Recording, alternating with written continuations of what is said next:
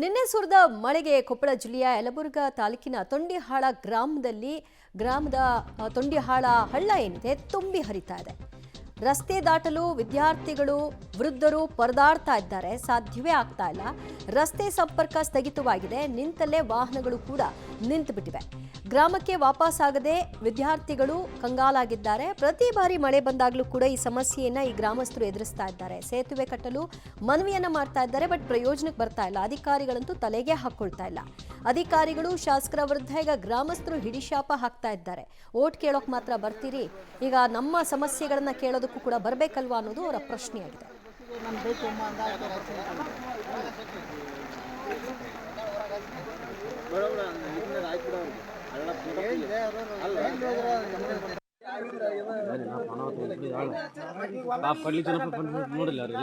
ಸಮಸ್ಯೆ, ಕೆಲಸ ಕಾರ್ಯಗಳಿಗೆ ಹೋಗಬೇಕು ಅಂದ್ರೂ ಕೂಡ ಸಮಸ್ಯೆ. ಅದರಲ್ಲೂ ಮಳೆ ಬಂದಂತಹ ಸಂದರ್ಭದಲ್ಲಿ ಮನೆಯಿಂದ ಹೊರಗೆ ಬರಬೇಕಾ ಬೇಡವಾ ಅನ್ನುವಂತಹ ಪ್ರಶ್ನೆ ಎದುರಾಗುತ್ತೆ ಕೊಪ್ಪಳ ಜಿಲ್ಲೆಯ ಯಲಬುರ್ಗಾದ ತೊಂಡಿಹಾಳ ಗ್ರಾಮದಲ್ಲಿ.